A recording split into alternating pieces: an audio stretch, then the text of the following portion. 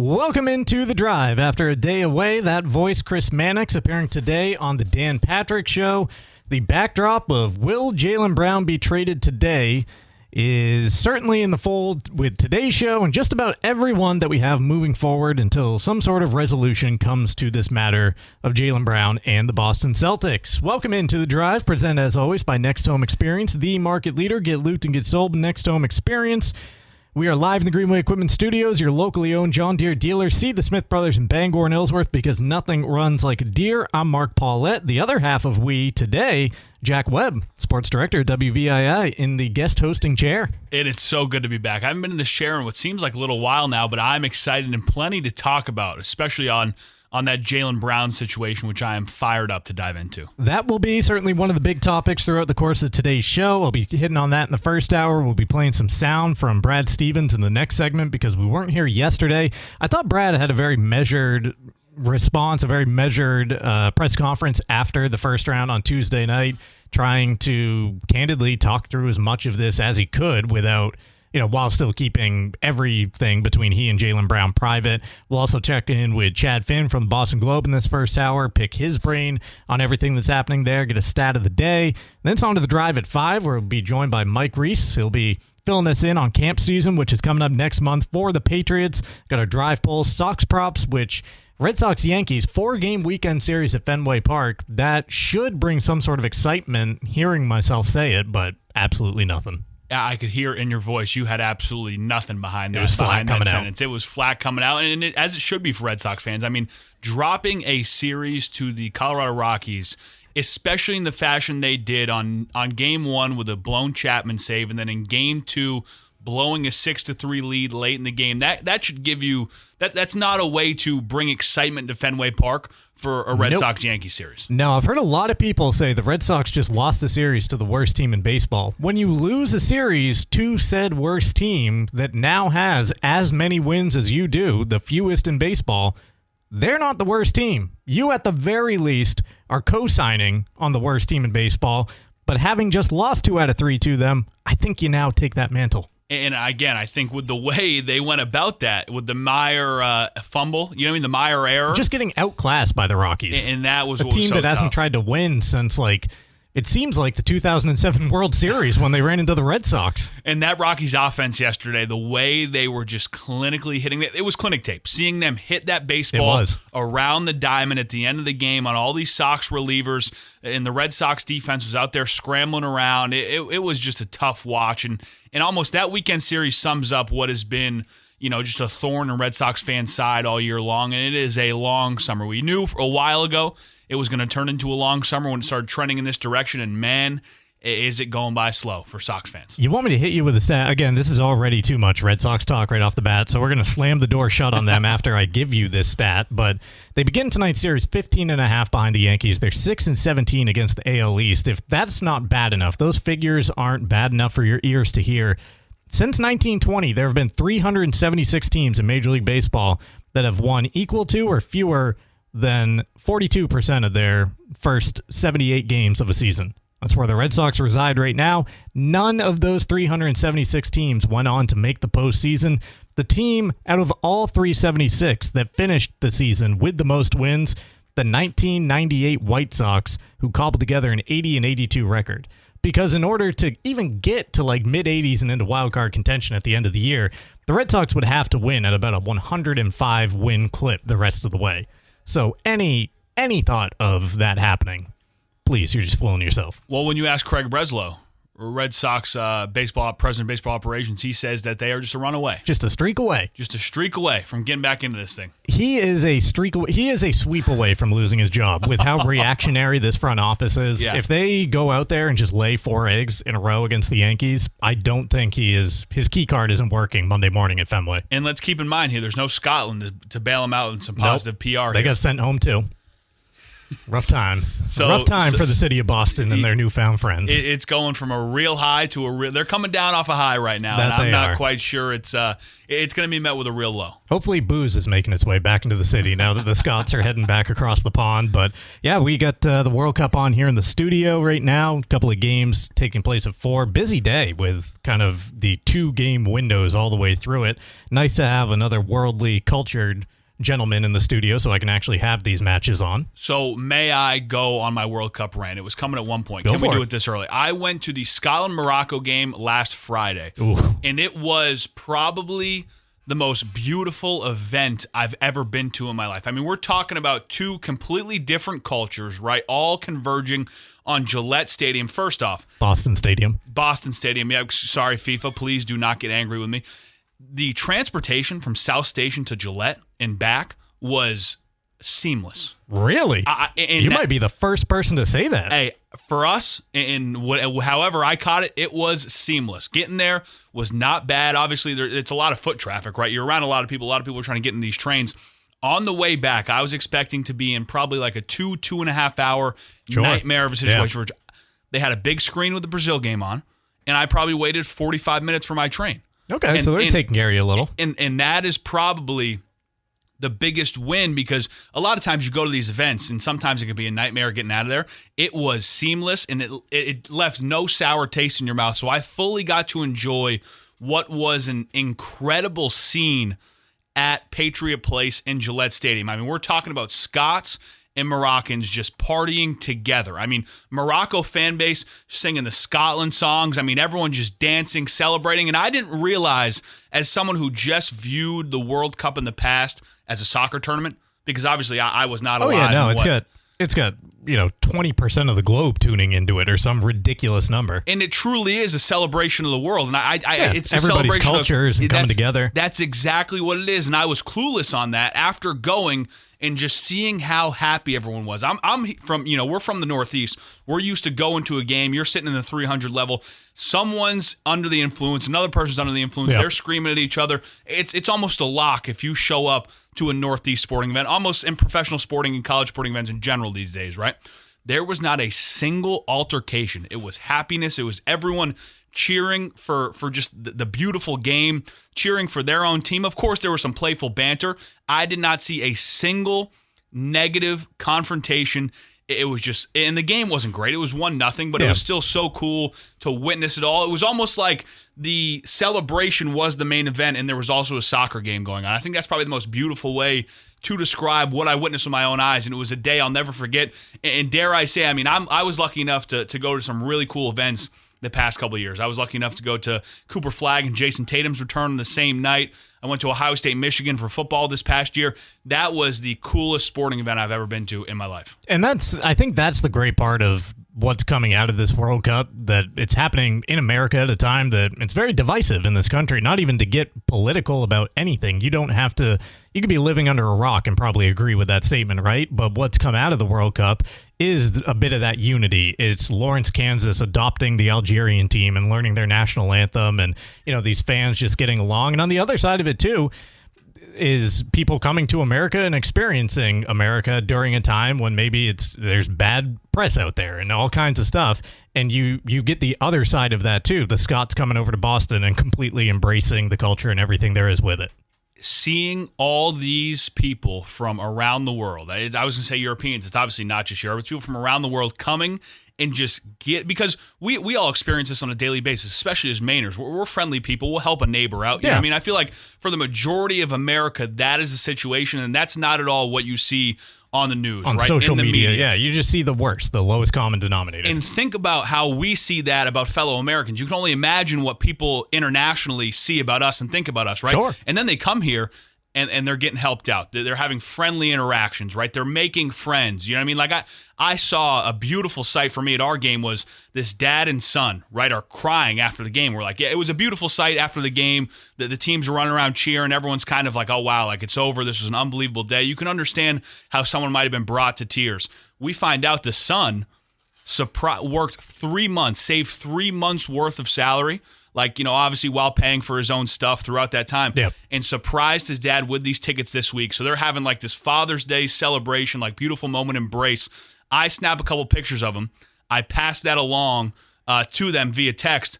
And he called me the other day, so thankful. He's like, dude, if you ever need anything, you're over in Scotland, you let me know. That's great. It was the most, and I likely, if I ever make my way over there, which I am so motivated to now Beautiful after country. the way they came here, I will be texting him, and that will be a relationship that is kept up. And you can only imagine the thousands and thousands of situations like that's happening around the country right now, around North America. And I think that is doing so much more for our PR here stateside, than any media push, any PR campaign could ever do. Anything we can do, yeah. Yeah, so it almost feels like if there was ever a time for this to happen, it's right now, as it just seems to keep getting worse and worse. And it's been good on both sides. You truly are seeing the best of both sides of this and what it brings out of people.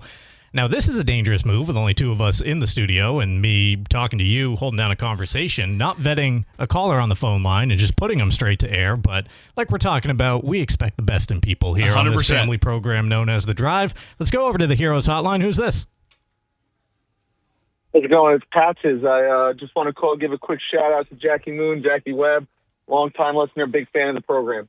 There we go. That's all they needed to do. Let's Stop go, in, give Patches. the shout-out. Patches, do you have a World Cup take? I don't have a World Cup take. I'll start by saying I have not been the biggest fan of soccer. And I will say the whole experience, it being on the home turf, has, honestly opened my eyes, and I'm starting to get into it. It's been a lot of fun. Obviously cheering for the USA, but I even saw myself watching games I would never even think about watching. So it's been pretty eye-opening. It's been great. I did want to pivot to the NBA, specifically the Celtics. I'm a longtime Knicks fan. Not going to get into that. It's been a great run this year, but I wanted to pick your guys' brain. I am under the impression that Jaylen Brown should be the cornerstone piece of the Celtics, and it's crazy to me that obviously there's some type of division in that locker room. There's been no talks about moving off of Tatum. I mean, you're talking about the injury, and it's been a great comeback story, but Jaylen Brown proved he can lead a team. He can play at an MVP level. And I think you just uber more athletic and defensively sound if you build around him. Just my take. Wow. So that JB should be the cornerstone, that he should be the Batman, not the Robin that's trying to find his way out of town. That's something. That's something. It's been a bit disrespectful to call him a Robin all over these years, and he proved his worth this year. So what makes you say that, though, Patches? Is it because of what he did this year and just because he was given the opportunity with a freak Jason Tatum injury? If Tatum were to go out there and it was JB on the other side, would you be saying the same thing about Tatum? Or have you been thinking this for years, that you've always been a JB guy? And what do you like about him more so than Tatum that makes you think he is the guy the Celtics should build around? Yeah, I mean, I've always been a JB guy. Like I said, he's uber athletic. He gives you options on defense, but he did a lot more this year with a lot less. If you look at some of those past Celtics teams, whether it's your Drew Holidays, your Al Horford, some of those bench pieces, JB didn't have a lot this year, and they achieved, similar regular season success. Obviously, it was a lot to throw Tatum in the end and try and blend that together. And they did have a weaker roster overall, but I really, truly think, this guy is a top 5, top 10 player in the NBA, stud.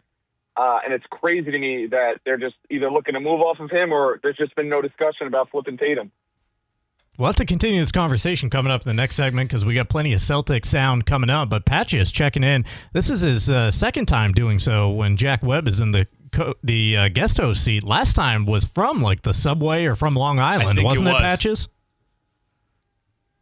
Patches might already be gone. Patches made his point and he got out. That is Patches checking in from Long Island. That was a great poll by you, Mark, because I think I remember that might have been 2023. That was a while ago, yeah. Yeah, not a lot of things stick in this mind, but for whatever reason, Patches did. We'll have to continue that Celtic conversation. Coming up in the next segment, we'll hear from Brad Stevens, everything he had to say Tuesday night after round one, talking about the open communication, the back and forth with Brown during this process when the national media is telling us that he's got to be traded. We have reached the point of no return. We'll continue that talk. Coming up next, this is The Drive. Mark Paulette, Jack Webb hanging out with you for the next couple hours. Brad Stevens right there speaking Tuesday night after the first round of the NBA draft. We'll be playing a bunch of sound from what he had to say during that presser. The Drive brought to you by local family-owned McDonald's, Main Street and Union Street in Bangor, Wilson Street in Brewer. Available when ordering McDelivery through Uber Eats, DoorDash, and Grubhub. You can get 2 sausage McMuffins with egg, 2 hotcakes, 4 hash browns, and 4 small hot coffees, all for just $19.99. That bundle deal is over 40% off for a limited time. Also brought to you by Hero Sports Grill and Entertainment Center. Had a great time there Monday evening for the 3rd Annual Ticket Awards. And we're brought to you by Bangor Window Shade and Drapery, offering custom blind shades, drapery, and outdoor awnings. 105 Main Street in downtown Bangor. Brad Stevens talking about the future. He doesn't want to predict it, but he says Jaylen Brown is a big part of what we are here. How much longer, Jack, do you think Jaylen Brown will be a big part of what the Boston Celtics have going on? Well, I think he's a huge part. And listening to Brad Stevens speak, when you listen closely, it's the exact reason why when all these rumors were swirling, when they were first heavily in the Giannis talks, and it was almost confirmed that, yes, Jaylen Brown is a part of this deal. Celtics fans are going back and forth. Do we want Giannis? Do we want Jaylen Brown? Do you want to split up the Jays? And my message was always simple. You can have your opinions, but at the end of the day, as a Celtics fan, you are in the one of the rare groups of fan bases that gets to fully trust in their general manager, because he has not made a major move or even really minor moves that have hurt this ball club. If anything, all he has done is made the right move again and again and again. So I think my thought process going in was, if Brad wants it, I think you should probably want it too, because he's never given you a reason so far to think otherwise, right? And I think hearing him speak with okay, he's not promising anything. He said he can't predict the future, but he wants to reiterate and double down on the fact that Jaylen Brown is a massive part of this team. And what you have to respect about that as a Celtics fan is he's not going to lie to you. He's not going to sit up there and say what he thinks what Jaylen Brown wants to hear. He's not going to sit up there and say what he thinks you want to hear. He's kind of just putting it all out there in a very professional, organized way, saying that, listen, at the end of the day, yes, Jaylen Brown, he's saying it without saying it, but yeah, Jaylen Brown was in these trade talks because he didn't deny, any of that stuff, and he has been in the past. But what we're talking about here is he's been in trade talks for elite players. We're talking about all-time great players that Jaylen Brown has been in these deals for. I think when Chris Mannix talked about, which I think we have the soundbite, now this is where things might change for Jaylen Brown a little bit, right? Is he's in these other talks for, very solid players around the league. It's Minnesota might have interest. It's, can we make something out of Charlotte happen? It's a lot of pivot points right after the Giannis trade went through to Miami. Exactly. But in terms of Brad Stevens, I think he has given you zero reason to doubt him, which I've seen some discourse online about, okay, this is the one time, Brad Stevens messed up here, but he didn't, because with a guy like Giannis, if you really wanted him, you had to push your chips to the center of the table. And what's your biggest chip right now that you're willing to give up? And they have been willing to give up. It's Jaylen Brown, right? And he came back, and he didn't walk anything back. If anything, he laid it all out there and said, hey, Jaylen Brown is still a massive part of this team. Yeah, with a guy like Giannis that you want to go and get, he's going to be the focal point of that deal. That should be understood. But it's not like, we're just shipping him off for anything here. Well, and something you said right there, the idea that it's kind of propped up in really over the last day or two that this is Brad's first misstep, because he did put it out there so publicly that Jaylen Brown was on the table, not only for Giannis, but for other people, and that could be leading to Jaylen in his feels or feeling a certain type of way about the situation. The other part of it, too, could just be the evolution of Jaylen Brown, which I don't think anybody is giving any level of credence or thought to, that maybe he's not happy in this situation anymore. Is it wild to think that a guy as proud as he is, and I'm not going to say clueless, but certainly he doesn't seem to have the most self-awareness, because when he gets on a stream and starts pointing fingers and making excuses the day after the season ends and talking about how this was his favorite year despite how it came to an end, I think you saw some of the true colors right there.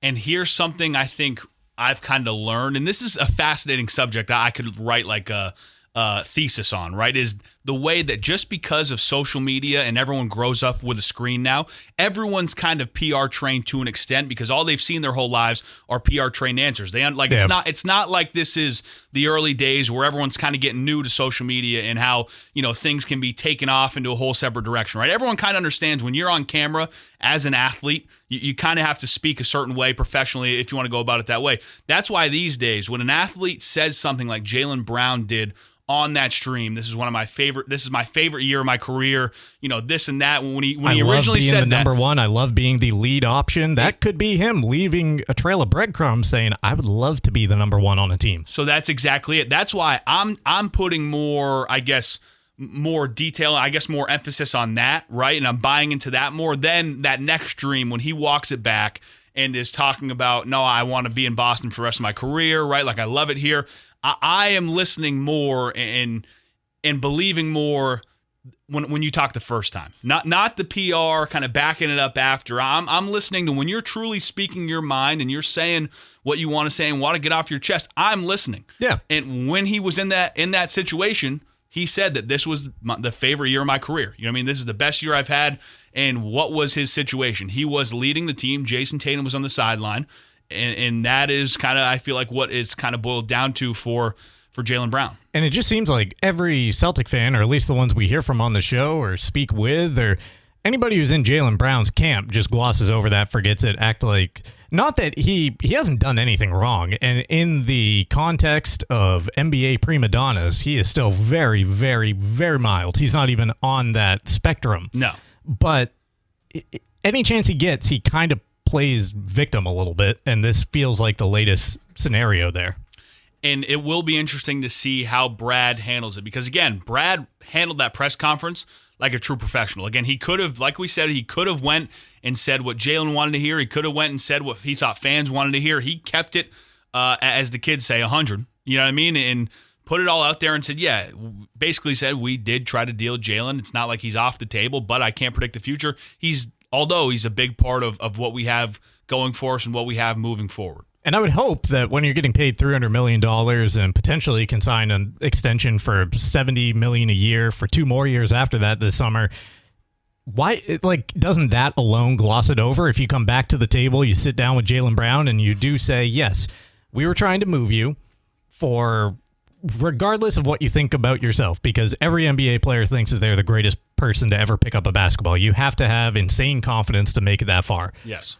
But anybody who knows the game looked at Giannis and said, he's a better player. We were trying to get him back. Same thing with KD a couple of years ago. Same thing, with Anthony Davis when it was even before that in his career.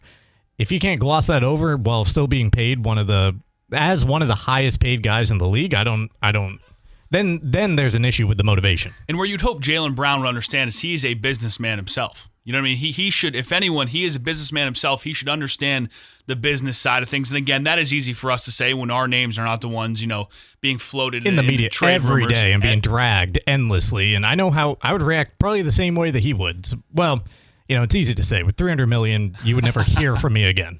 But yeah, if I didn't have $300 million, I'd probably react similarly. If you had $300 million, you wouldn't be streaming every day, Mark? Probably not. No, I don't think. You would think I was dead. I would just drop off the face of the earth. Oh, that's good. Let's take this gamble again. Go to the Heroes Hotline. We got about 30 seconds. We got to get to Chad Finn in the next segment to continue this conversation. But who's this? Oh, they might have called right back in once I said that because the line next to it blew up. Who's this? Hi, Andrew. Andrew, what are your thoughts? Long-time listener, first-time caller. My question's for Jack over there. Do you think that after the ACL tear for Tatum, it's really going to impact his explosiveness? I need to hear some insight on that. I think the Achilles tear for Tatum, I think it definitely is concerning. But after watching him get back into his groove this year, and now he gets a whole nother offseason of work, I'm not necessarily terrified of it. Obviously, the Achilles injury is something that concerns you, but you've seen guys bounce back from. But I think the biggest red flag, and my buddy Patches, who called in earlier, his main point is that one of his reasonings for going to Brown would be because you don't know the unpredictability of a major injury like that. That can affect guys. It can. Moving forward, but I don't think that's something you bank on with how much you love Jason Tatum and how much Jason Tatum brings to the table. Because if we're calling a spade nowadays in 2026, how many major athletes have we seen sustain major injuries but bounce back? He also got back on the court, 10 months later, 9 months later? Like he played down the string of the regular season. How it ended is why I didn't want him bothering last season. Obviously, that math changes when you win 56 games in the regular season, but having him unavailable in Game 7 because of the slimmest scare or slightest scare of a re-injury or a re-aggravation, even though it was the other leg, like, that's why we didn't see him at the end. That's kind of why I just wanted him to say, take off till 26-27. And think about Kevin Durant. Kevin Durant tore his Achilles and came back to play high-level basketball again. Now, obviously didn't make it back to championship-level basketball, but that might have to do more with Kevin Durant and who he is as a teammate and the teams he was on. You know what I mean? I think you remember that Nets Bucks just rivalry blowout that they kind of had, and I forget which year that it was. That was a post-Achilles Kevin Durant, and he was playing some of the best basketball of his career in that series. So I don't think it should be necessarily thought of that Tatum is just never going to be the same because of that injury. No, he looked pretty damn good when he came back on the court last year. We got to get to a timeout. On the other side of the break, a Sports Center, a weather forecast. Chad Finn from the Boston Globe joins us next. Welcome back into the first hour of The Drive, brought to you in part by Premium Choice Broadband, local, family-owned, bringing affordable high-speed internet to Maine for over a decade. You can call or email and mention PCB the ticket to get one free month. For newer residential customers, visit premiumchoicebroadband.com for details. Also brought to you by Dean's Detailing, the auto detailing leader for over 55 years. Renew your vehicle's appearance, protect your auto investment, look good and feel good in a clean, shiny car, and book your appointment at deansdetailing.com. Let's head over to the Heroes Hotline to check in with Chad Finn of the Boston Globe. Chad, I believe it was friend of the show, John Corrales, who asked Brad Stevens late Tuesday night if Jaylen Brown will be part of this team at the start of next season, to which Brad responded that he can't predict the future, but Jaylen is a big part of what they do. Chad, I will ask you, will Jaylen Brown be part of this team at the start of next season? I think I'm in the minority here. I still think so. I know Brian Windhorst said today he will get traded. A lot of the national media has been suggesting that something could happen.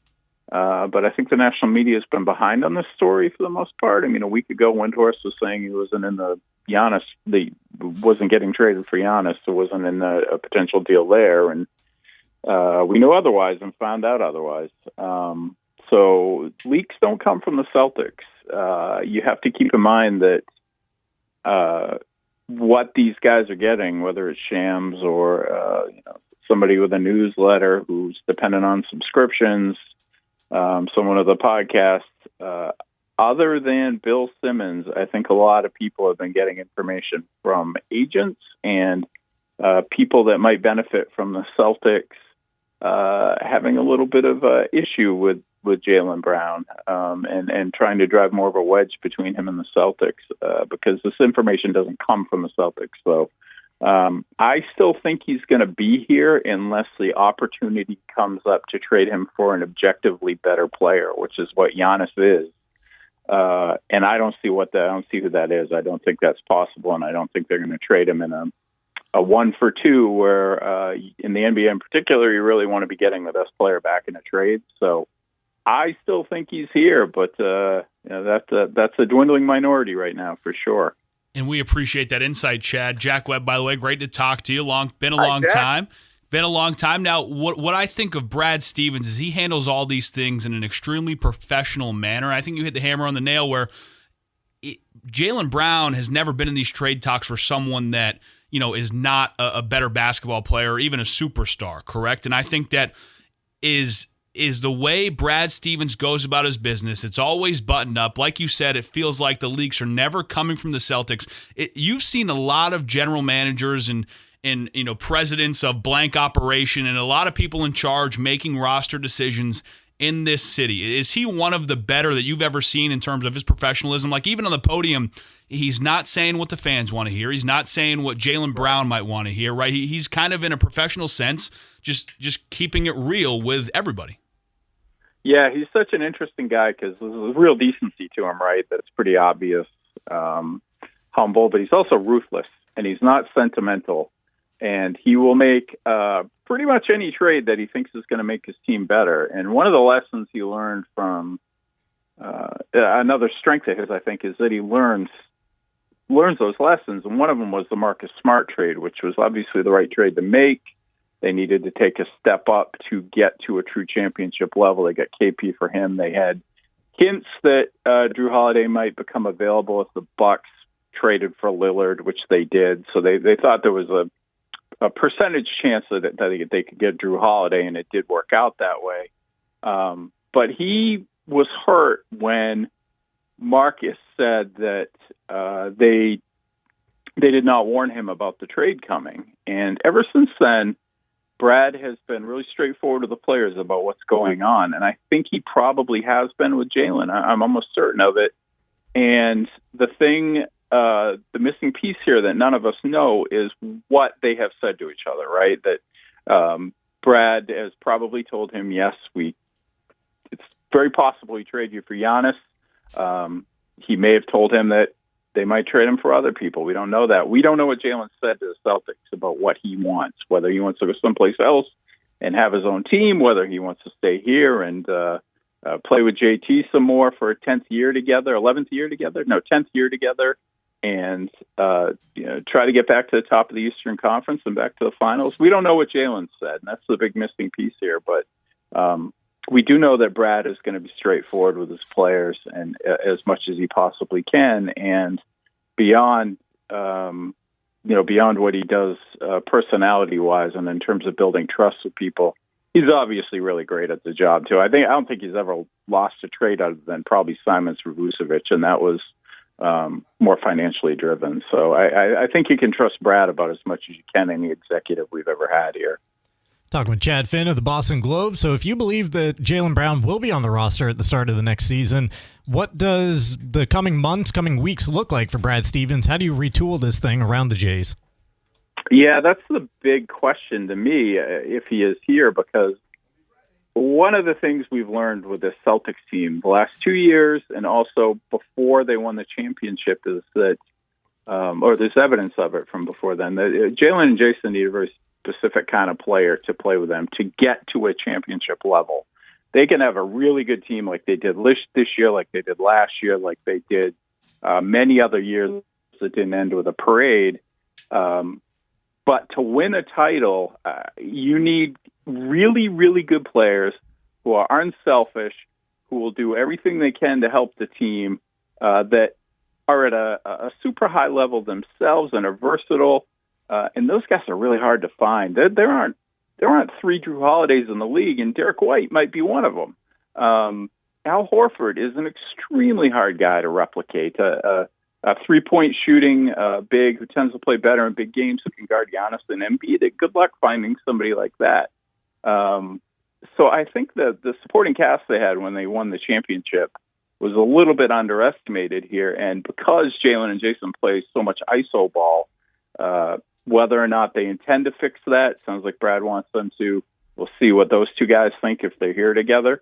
But because they play so much iso ball, you need guys who are connectors around them, White, Holiday, players like that. And it's a really hard type of player to find. I'd say Anunoby's in that class, Josh Hart's in that class, Alex Caruso maybe, but there aren't a lot of them.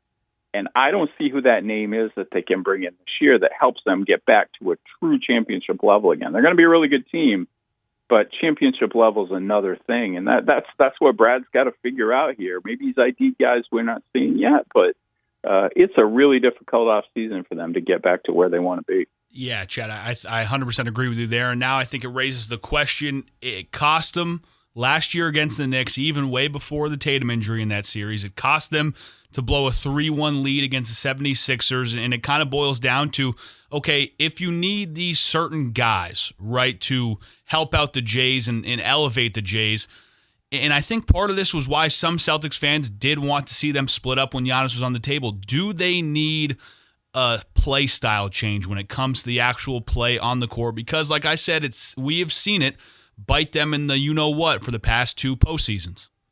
Yeah, I mean, that really happens too, right? You think about the blown leads they've had where they play great, and then suddenly they're up 20, and suddenly Tatum's taking a three with 14 seconds on shot clock where nobody else touches the ball, or Jaylen's going one-on-one and crossing over and driving into traffic, and suddenly that 20-point lead is 10, and suddenly things are getting tense, and suddenly you've lost the first two games of a series to the Knicks that you led big in both games. That kind of thing has happened a lot with them. They've got the championship, and that just shows that they're championship-level players. They can win a title and get over that hump, but they need certain types of players around them that are not only glue guys, but really high-level players on their own. If they can't get the personnel from outside the organization that they need, and again, nobody's given me a name in free agency that really fits that elevating the team kind of marker. I love Rob Williams. I'd like to see Simons come back as like a third guard, but those guys aren't lifting you to a championship. So what happens to help you get to that other level that you can control? Tatum and Brown share the ball a little bit more. They play faster. They're less reliant on three-pointers, which is something Brad himself has cited. Maybe you see a leap from Hugo Gonzalez, who Brad loves. Clearly, he's the tipping point in the Giannis deal. But if you can't get the personnel from outside to make this a true championship team, I think one of the things you hope makes you better is playing smarter and more efficient and sharing the ball a little bit more. And I think Brad, Missoula, Jaylen, and Tatum, if they're all here, need to sit down and have this discussion before the season. I really believe Brad thinks that way too.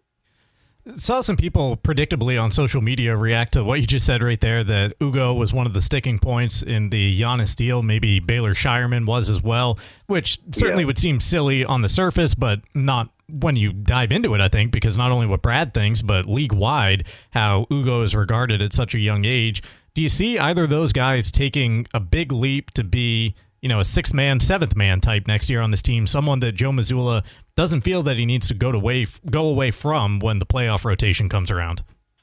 Yeah, well, he made a mistake not playing either of those guys more in the playoffs, especially Shireman, who showed for a good chunk of the season that he was reliable in a bunch of ways, a good shooter, clever passer, and holds up much better as a defender than you would think looking at him, right? So I thought he should have got more minutes in the postseason. They really ran Tatum into the ground after he'd been back for about 20 games, which was another mistake. I think Shireman's probably who he is because he's going to be 26 years old in September. There's not a ton of growth area there for him, but that's fine. He's a good player. He can help you as your sixth or seventh guy. With Ugo, it's really interesting because the ceiling's super high, but free throw percentage is usually an indicator of whether a player is going to become a good shooter later in their career. And he's not a very good free throw shooter. He's probably never going to be a knockdown shooter, but he does so many things, just high energy, good rebounder, tons of hustle plays on defense. That's somebody who, if they get a little bit more polished, can really be a difference maker. And I think he can understand why Brad loves him. He probably wishes Joe had given him a little bit more rope too late last season so they could have used him more in the playoffs. Chad, I want to pivot to the World's game now. We're kind of coming down off the high of Boston, the city of Boston, their love affair with Scotland, and all these games being played at Gillette/Boston Stadium, right? I just want to kind of get your thoughts on, the first 2 weeks of the World Cup on U.S. soil and just, how much of a moment it was for the city of Boston and everything at Gillette Stadium. Yeah, I think we're part of Scotland now, right? It feels that way.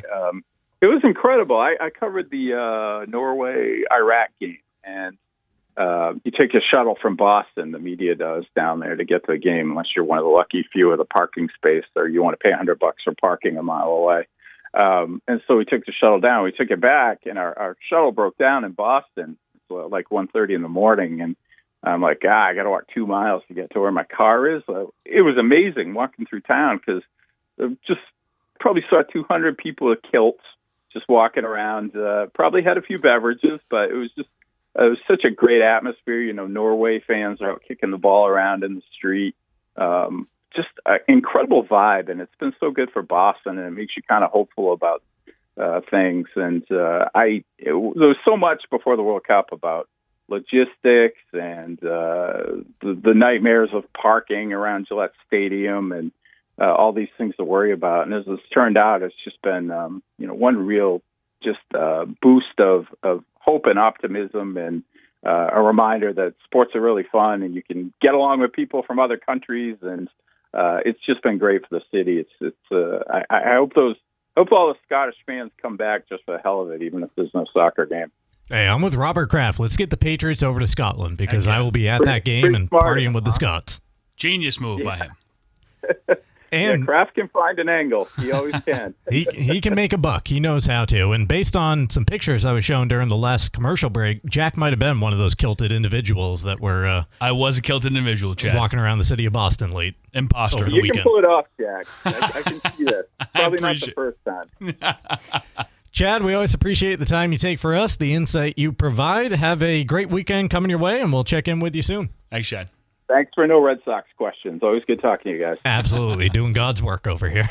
Avoiding the Boston Red Sox at all costs. Chad Finn from the Boston Globe joining us right there on the Heroes Hotline. The Drive brought to you by Union Street Towing. If you're stuck on the side of the road, they've got you covered 24/7 and statewide. From breakdowns to lockouts, they'll get you moving fast. Call 942-4200. Union Street Towing is driven to be there when you need them the most. Also brought to you by Bangor Mall Cinemas, Greater Bangor's favorite hometown theater for over 40 years. And we're brought to you by Madden Generator Services. Expert installation, dependable maintenance. Get ahead of those winter storms with summer installs at 951-4668. Madden Generator Services. Power you can count on. Well, I have led for about 52 and a half minutes of this show. After this, though, we're turning it over to Jack Webb because coming up in the next segment, he has prepared a stat of the day for us. And then we turn to the Drive at 5, and we're just letting Jack take over the hosting chair. He's bringing us into and out of breaks. He might be reading some liners. He's doing it all. You better come back because we have no idea how this is going to go. It could be the last of the Drive. But we'll be back at least for one more segment. Hit us with that stat, Jack.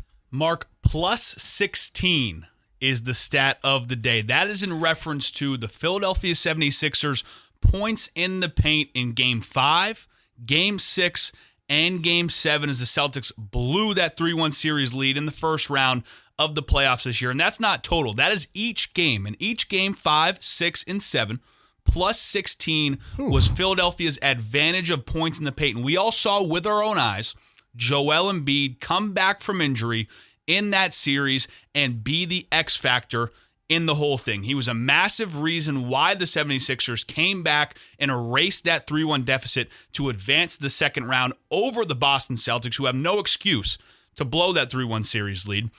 And what do the Celtics do? They turn around and draft 19-year-old Chris Sanac Jr., the 6'11", 240-pound forward out of Houston. He averaged 9 points per game and almost just shy of 8 rebounds per game for the Houston Cougars. Now, he's still, I guess, in terms of being ready to play at the NBA level, a raw prospect. But when you watch that happen to your team and you're sitting there at pick number 27, we're talking about dominated in the paint at the end of that series. Plus 16 is your stat of the day.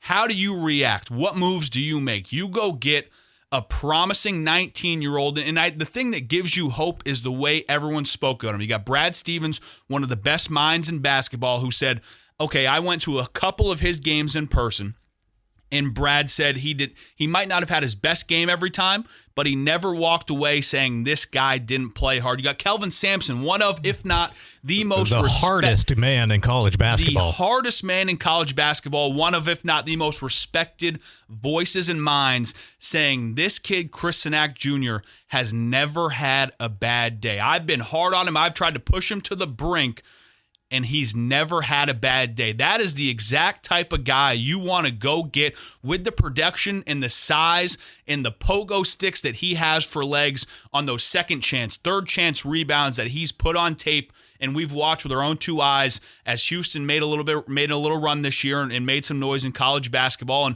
and all the highlights you've seen of him after he's been drafted by the Celtics. That's the exact type of move the Celtics needed to make, and I think Celtics fans should be encouraged about this draft pick and what it can be moving forward, because look at Neemias Queta, for example. I mean, that's a guy that was here in Maine with the Maine Celtics in the G League, right, who has now developed into a guy who had 16 double-doubles this past season in the league, who, coming into the year, no one a casual NBA fan outside of Celtics fans paid any mind to. You know what I mean? He wasn't a respected big man in the league. And with the Celtics, with this Joe Mazzulla coaching staff, and keep in mind, Joe Mazzulla, he was a coach in the G League. He knows how to develop these guys. There's a reason Hugo had a great year. There's a reason Baylor Shireman started to shine. Queta started to shine, right? There's a reason all these role players had great success in the Celtics this year. And watching Brad Stevens, Joe Mazzulla, and that staff develop those guys should give you a lot of hope for Chris Sinak Jr., everything he brings to the table and the ways he can help this ball club moving forward.